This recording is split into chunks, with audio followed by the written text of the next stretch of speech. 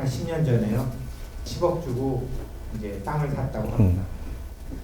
그래서 이제 땅 살 때 뭐 스님이 관세음보살 명불 10,000번씩 해라서 열심히 해서 이제 10억 주고 땅을 샀는데 그만 이제 어려워져서 팔으려고 그랬더니 다시 그 스님한테 왔더니 관세음보살 하루에 5만 번을 불러라. 그런데 10년 사이에 연세가 드셔가지고 5만 번은커녕 뭐 10,000번도 안 되게 돼서 스님이 5만 번을 부르면 팔린다 그랬는데 5만 번을 할 수 없는 상황이 됐는데 죽기 전에 재산 다 팔아갖고 자식한테 나눠주고 편안하게 갔으면 좋겠는데 재산만 덩어리로 남겨놓게 되면 문제가 생길 것 같아서 빨리 재산을 처리하고 싶습니다.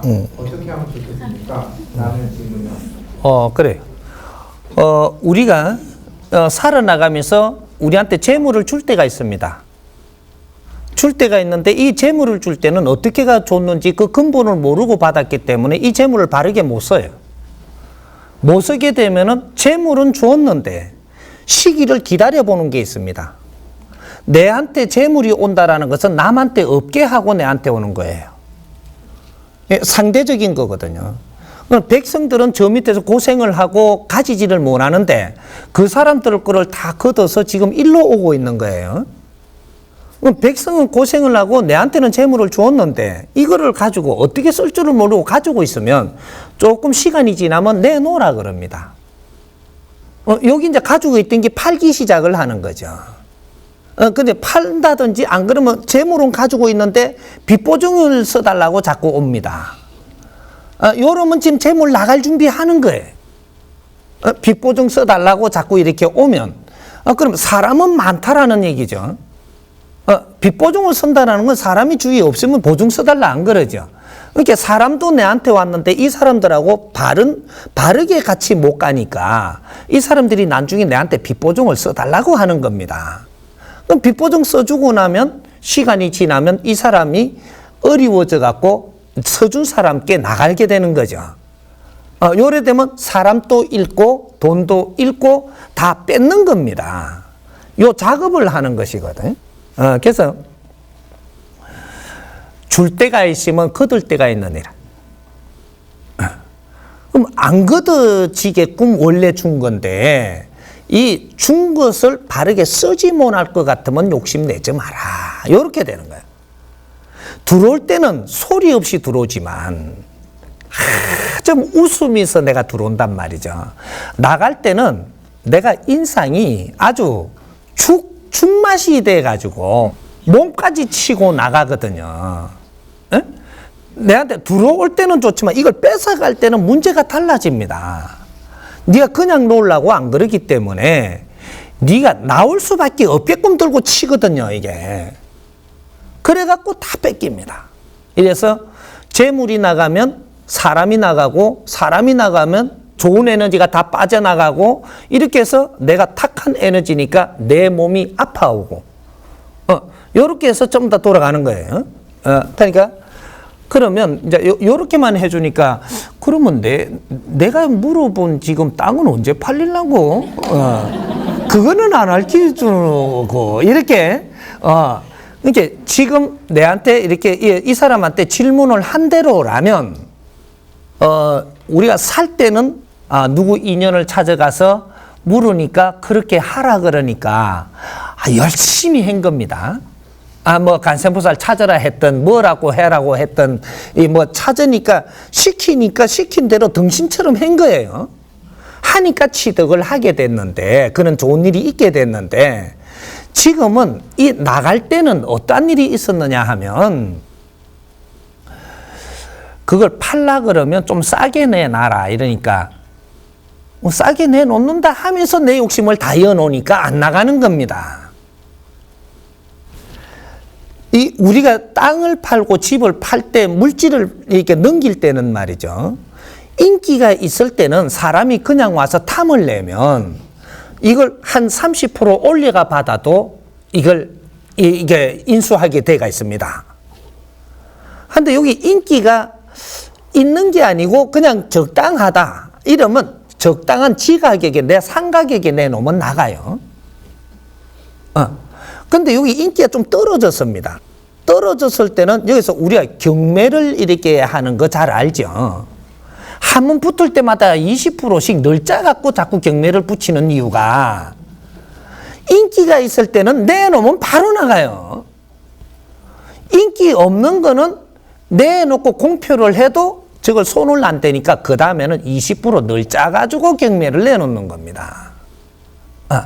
그래서 여기서도 인기가 없으면 20%또 늘짜 갖고 경매를 내놓는 거거든요. 그렇게 갖고 몇 프로까지 가느냐. 최고 내가 인기가 없게 지금 놔뒀다면 40%밖에 못 봤습니다. 40%. 100이 있을 때 인기를 다 잃어버린 값은 40%입니다. 여기서 더 내려가 가지고 이걸 담그는 데까지 간다라고 하면 30%입니다. 그러면 이거 무조건 나가게 돼 있어요. 나가게 되어 있는데 여기서 지금 내가 가지고 있는 기운 이런 것들이 얼마나 지금 낮아졌느냐. 여기 척도에 따라 갖고 요걸 낮춰 갖고 내놓으면 여기 나갑니다. 인연이 정확하게 옵니다.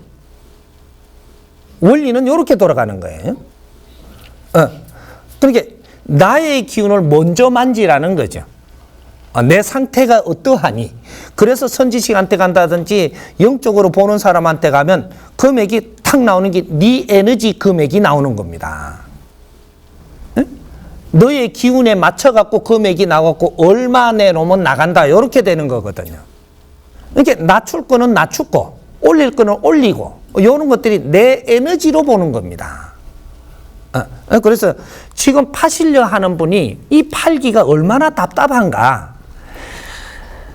요런 것 척도에 맞춰갖고 지금 현 주위의 시세보다 내가 좀 답답하다면 30% 낮춰버리면 이거는 나갑니다. 근데 이 욕심을 가지고 있으면 어떻게 되냐? 가지고 있으면서 이게 그래는 안 팔란다. 그러면 너는 팔 생각이 없는 거예요. 네가 못 쓰면 세상이 서도록 내놔야지. 에? 내가 지금 이제 앞으로 보십시오. 팔 일이 생기지 살 일이 많이 안 생겨요. 이 나라가 지금 이제 작업을 다 했기 때문에 선천시대에 우리가 이루는 작업이 끝났기 때문에 이룰 때는 누구든지 가질 수 있게끔 운용을 한 거죠. 했는데 지금 후천시대가 돌아온 겁니다. 이게 2013년도부터 후천시대예요. 후천시대는 어떻게 되느냐. 준 것을 네가 잘 못 쓰는 건 다 거들 시대라는 얘기입니다. 선천시대는 우리가 이 나라가 2차 대전 이후로 모든 걸 일으키는 시대예요. 백성들이 열심히 일을 해가지고 일을 하면은 에너지 질량은 쌓이게 돼 있습니다. 나오게 돼 있어요. 열심히 일을 하니까 이런 경제가 일어나고 모든 것이 질량이 높아지고 이런 것들을 누가 가져도 가지고 있어야 되거든요. 그래서 누구든지 뭐 장사한다고 나와가지고 콩나물만 갖다 놔도 돈을 막 푸대로 담았고 막 이런 식으로 전부 다 이 나라가 일어난 방법입니다. 그만큼 빨리 급성장했다라는 얘기죠. 장사하는 사람들이 푸대에 돈을 잡아야 할 만큼. 그렇게 막 줬어요. 주니까 이걸 갖고 땅도 사놓고 뭐도 사놓고 자식들 공부도 시키고 오만 걸 다 했죠. 그러고 나서 조금 남으니까 이제 요런 걸 가지고 내가 공부할 때쯤 되니까 공부하라고 지금 밖으로 내모으니까 이걸 가지고 신임들한테 돈을 주고 목사들한테 돈 주고 땅을 어디 살까요? 이래갖고 스님들을 뚜를 시킨 겁니다. 마담을 시킨 거죠. 이렇게. 목사님도 그렇고. 이 사람들한테 가서 앞으로 미래에 얼마나 내가 지적으로 살아야 되는가 공부를 하면 거기서 필요한 걸 더 주고 막 할 텐데 이걸 가가지고 그냥 어디에 땅 사놓으면 돈 벌겠습니까? 이래갖고 아주 합작을 해먹은 거예요. 그렇게 해갖고 많이 모았죠. 돈을 이렇게 많이 끌어다 모았는데 이게 끌어모을 때 하고 나갈 때는 문제가 달라지는 겁니다. 그래서 지금은 세상을 전부 다 점검을 하고 있습니다. 신들이 이제 지금 전부 다 이제 점검을 싹 해가지고 네가 잘못 쓰고 있는 건 다 거들 때가 온 겁니다. 그래서 땅을 가진 사람도 네가 지금 이걸 잘못 쓰고 있는 것이 탁 판결이 나면 이제 걷는 작업을 하는 거죠. 돈을 준 것도, 사람을 준 것도, 모든 이게 주는 것을 우리가 사람만큼 큰 재산이 없어요. 이것도 다 걷습니다. 그런 식으로 대기업에 지금 준 이 힘도 다 걷어요, 지금. 하나하나 지금 보십시오, 이제. 전부 다 걷습니다. 왜? 대기업에 돈을 왜 줬느냐면 이것도 우리 공부하고 전부 다 같이 있는 겁니다. 큰 공부를 해야 작은 공부는 연결되는 거예요. 대기업에 왜 돈을 줬느냐면 우리나라 대기업에 처음부터 부자들이 없었어요. 처음부터 우리가 열심히 일을 해가지고 가난을 벗어나려고 열심히 일을 하니까 경제가 이렇게 딱 쌓인 겁니다. 쌓여가지고 이제 밥 먹는 거는 면한 거죠. 이제 굶는 것도 면하고 어느 기본적인 힘을 딱 가지고 나니까 이분들이 무엇을 했느냐 하면 이념을 갖기 시작을 한 시대가 있었습니다. 가난하면 이념이 안 나오고 가난이 벗어나면 기본적인 힘을 가지면 그때는 이념을 가지고 살 사람이냐, 여기서 머물 사람이냐, 여기에 이하짓을 할 사람이냐, 요걸 분별할 때가 오는 겁니다. 이게 1차 실험을 할 때예요.